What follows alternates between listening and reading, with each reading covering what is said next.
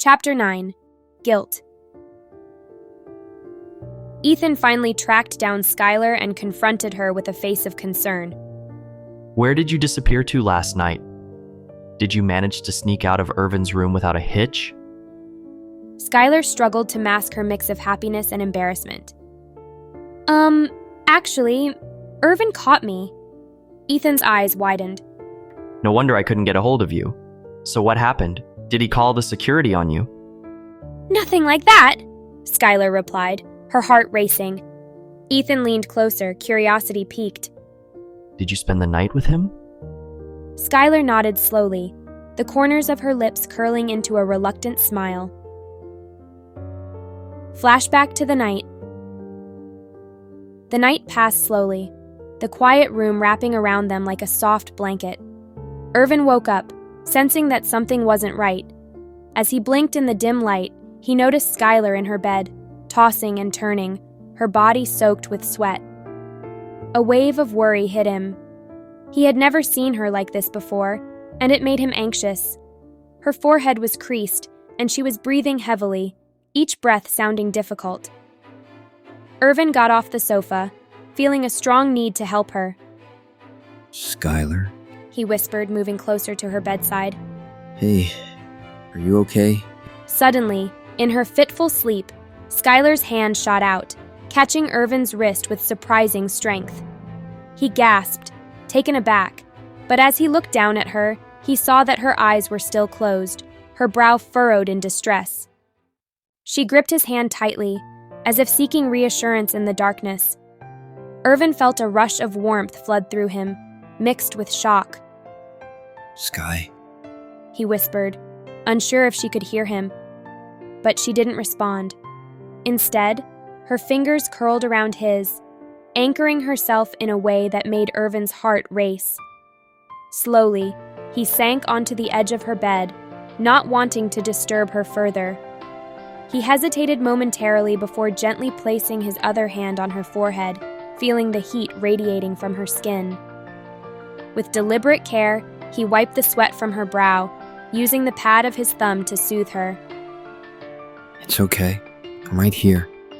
He murmured softly, his voice barely above a whisper. Skylar's grip on his hand tightened even more, her expression shifting slightly as if she were caught in the midst of a dream.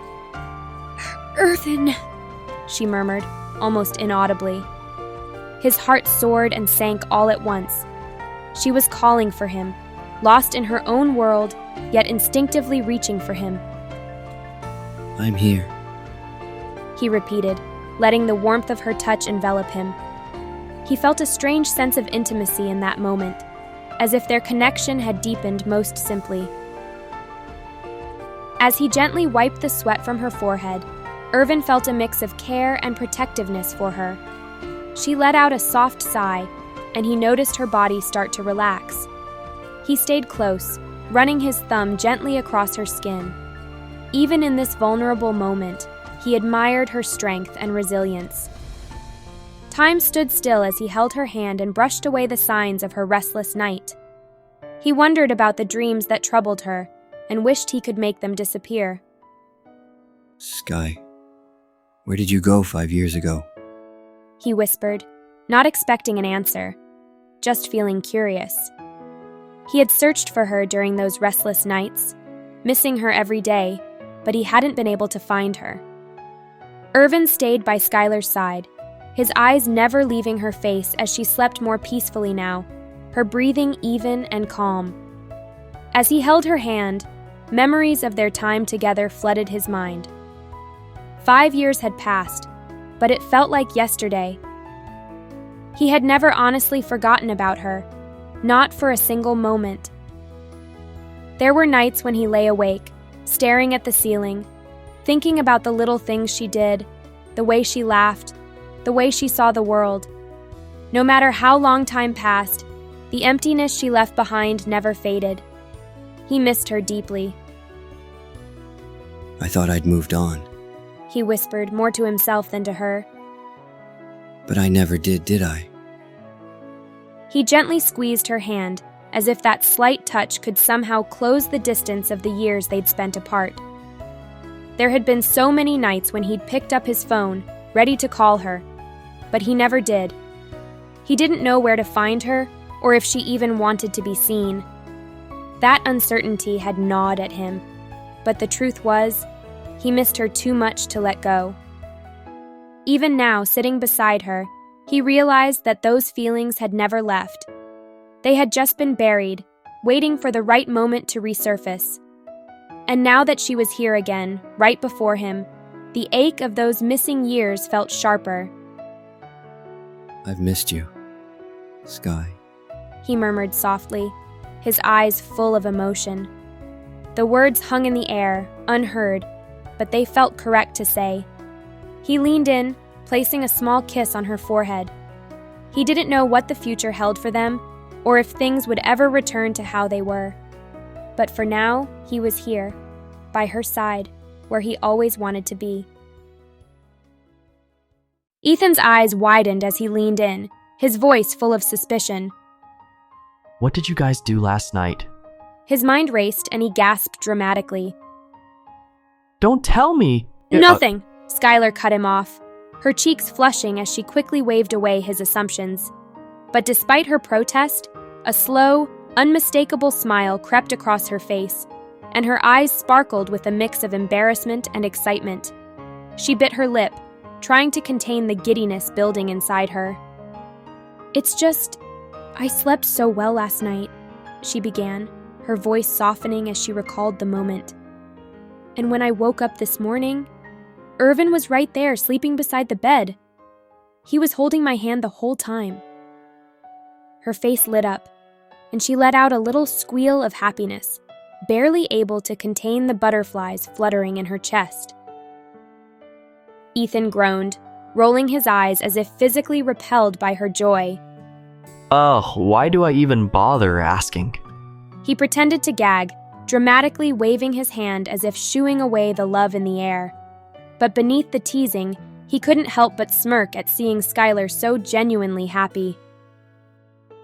Skylar couldn't stop the smile that spread wider across her face, her heart racing at the memory. Irvin's hand, warm and comforting, holding hers through the night. It was such a small gesture, yet it filled her with a deep sense of connection. The way he had looked so peaceful, sitting there beside her, as if he couldn't bear to let go even while she slept. It made her heart flutter all over again. And you liked that, didn't you? Ethan teased, raising an eyebrow knowingly. Skylar blushed even more profoundly, laughing as she nodded. Maybe just a little, she lied. She liked it a lot. Irvin was deep in the flow of shooting on set when he caught sight of Skylar approaching him. She looked a little flustered, her eyes bright but hurried. Irvin, I have some business to take care of, just in case you're looking for me. Bye, she said in a hurry. Before he could respond, she was already darting away. Wait, where are you going? He called after her, a twinge of worry creeping into his voice. She glanced back over her shoulder, a playful smile on her lips as she continued to run. I'll let you know, don't miss me too much, she said teasingly. With that, she blew him a kiss, and in that instant, warmth rushed to Irvin's cheeks, leaving him both flustered and amused. Her teasing made Irvin's heart flutter, a warmth spreading through his chest that he couldn't quite shake. He could feel his face heating up, and instinctively, he glanced around, hoping no one noticed the flush of red creeping up his cheeks. Janet stood several yards away, her eyes narrowing with jealousy as she watched Irvin's reaction. The next day, the crew hustled to prepare everything for the scene. It was a scene where Janet encountered the main guy and girl, Josh and Livia. The three stood in position as Steven came to mentor them on the scene. Skylar moved past the rows of equipment, distracted as she searched for her misplaced cell phone. She had asked Ethan to call her phone, hoping the ringtone would lead her to it. Soon enough, the sound of her ringtone echoed nearby. Skylar followed it to a crew member's chair, where her phone lay. The sight puzzled her. She couldn't recall ever sitting in that chair. She put her phone inside her pocket, and started to head back. The crew had set up a large lighting rig near the path, ready to move it once the actors were in place. It was a typical setup, nothing unusual. But as Skylar walked by, something didn't feel right. She paused momentarily, looking at the equipment, but then shook off the feeling and kept going.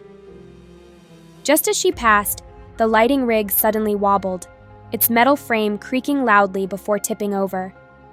In that split second, it felt like time slowed down. The heavy rig fell straight toward Janet, who was nearby talking with Steven, Josh, and Livia. A scream pierced the air as Janet looked up in shock, her body frozen in place. She barely had time to react before Steven lunged forward, grabbing her arm and pulling her out of the way. The rig smashed to the ground loudly, sending dust and debris into the air. The set erupted into chaos. Crew members rushed forward to assess the damage, and Janet, pale and shaken, was surrounded by a flurry of concerned voices. "Oh my God, Janet, are you okay?" Peter asked as he came running, his voice trembling with adrenaline. Janet nodded, her face still drained of color. I'm fine. Thanks to you, Steven. You're okay now, said Steven.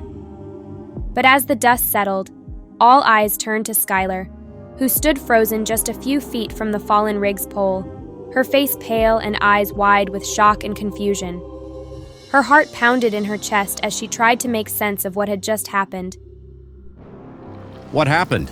one of the crew members asked, his gaze shifting between Skylar and the heavy rig on the ground. "I don't know," Skylar stammered, her voice defensive as she stepped back. "I was just walking by." But the skeptical looks from Peter and Janet sent a piercing gaze at Skylar. One of the crew members knelt beside the fallen rig, inspecting it closely. That rig was securely fastened. He muttered, shaking his head in confusion. There's no way it could have tipped over from a little wind.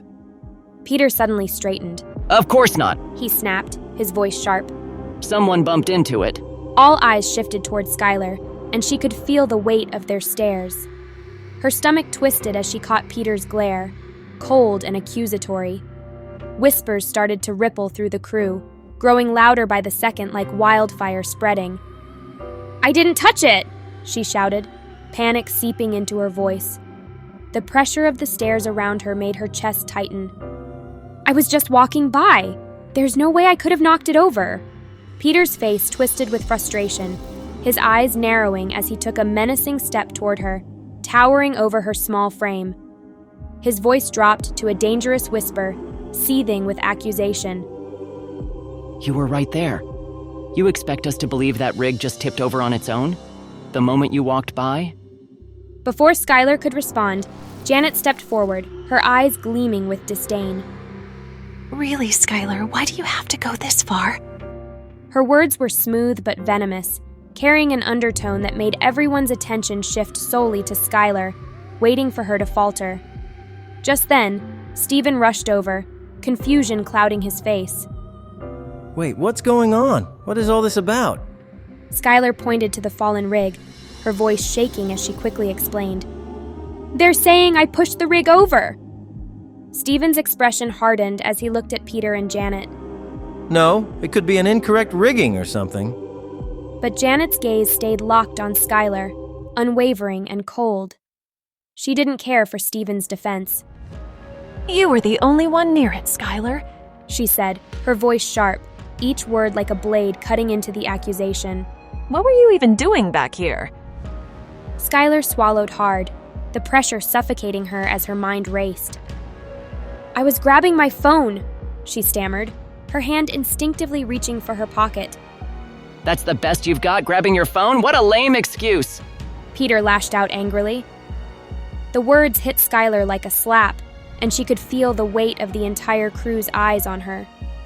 Whispers surged through the crowd, buzzing louder, spreading doubt like wildfire. As the tension mounted, voices rising, and eyes still fixed on Skylar, Irvin rushed onto the scene, his face etched with concern. He had heard the commotion from a distance and knew something had gone wrong.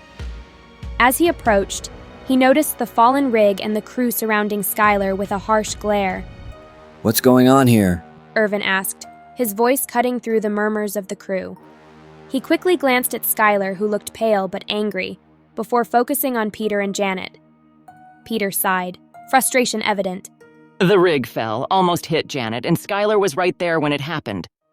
Irvin's stomach dropped, but Janet stepped forward before he could say anything, her eyes blazing with tears. Skylar's always hated me. She wept, her voice loud enough for everyone to hear. Even back in college, she never liked me. She's always giving me dirty looks, always trying to undermine me. I'm not saying she did it on purpose, but... Janet trailed off, the implication heavy in her tone, as if daring everyone to connect the dots. Skylar's eyes widened, her face flushed with disbelief. "That's not true!" she shot back, but her voice cracked, the stress of the situation weighing her down. Irvin's gaze flickered between the two women. He knew there had always been tension between Skylar and Janet. Skylar had never liked Janet. He couldn't deny that. But the accusation felt too heavy, too serious. His mind raced as he tried to figure out how to defuse the situation, but Janet wasn't finished. You've always been jealous, haven't you, Skylar? Her voice dripping with a sickly sweetness that masked her venom. She wasn't outright accusing Skylar of sabotage, but her words were enough to plant the idea in everyone's minds. You've never liked that Irvin and I work together. You think I don't notice how you always try to make things difficult for me? The crew's murmurs grew louder. Whispers floated in the air, some members nodding subtly, others glancing at Skylar with uncertainty. The atmosphere thickened with suspicion. Skylar took a deep breath, straightening herself as she realized what was happening. She knew this was all part of Janet's plan to get rid of her, and she wouldn't let them pin this on her without a fight. Her voice steadied, gaining strength as she spoke. "This is ridiculous. You want to accuse me? Fine, but where's the proof?" She glanced around at the crew, her eyes sharp and challenging. "Is there a security camera around? Or were any cameras rolling? There has to be footage to show I didn't push that rig over." Oh, please. Janet sneered. We all know how you feel about me, Skylar. You've never hidden it. Maybe you didn't mean for the rig to fall, but deep down, you wouldn't mind if it hit me, would you? She didn't say it outright, but the implication was clear. Skylar wanted her gone, and this could have been her chance. Irvin stepped in, sensing the situation spiraling out of control. Janet, that's enough. He said firmly, his voice carrying authority. This is getting out of hand. But Janet wiped her tears unbothered. She crossed her arms as she looked from Skylar to Irvin. Really? Are you sure about that, Irvin? She's been hostile toward me for a long time. You can't tell me you haven't noticed. She glanced at the crew, ensuring her words were loud enough for them to hear. Peter stepped between Janet and Skylar as if shielding Janet from her. Don't worry, Janet. I'll make sure no one hurts you. He shot Skylar a cold, accusing glare. Skylar, feeling cornered, could barely find her voice. That's enough, Irvin said. His tone was calm but firm, leaving no room for debate. All eyes turned toward him, the murmurs of the crew quickly fading into silence. Everyone, back to work. He ordered, his gaze sweeping over the crew. We've wasted enough time here. There was a brief hesitation, but the crew, not wanting to question Irvin, started moving. Janet's tears formed again as she wiped it off. Peter shot one last look at Skylar before walking Janet off, muttering under his breath. Stephen went to stand by Irvin's side. Irvin. We need to ensure this set is safe, Irvin said. Stephen nodded and moved to check on the crew. Ethan got to the scene and rushed over to Skylar as the crowd dispersed, his face twisted with concern. What happened? He asked, his voice low as he scanned her face for any sign of distress. Skylar simply shook her head at him, planning to tell him later. Irvin, watching their interaction, stepped forward. His expression was unreadable, but there was a tension in his gaze that Skylar didn't miss. Sky, come with me. Skylar blinked in confusion, feeling the weight of his words as if they carried something more than a simple suggestion.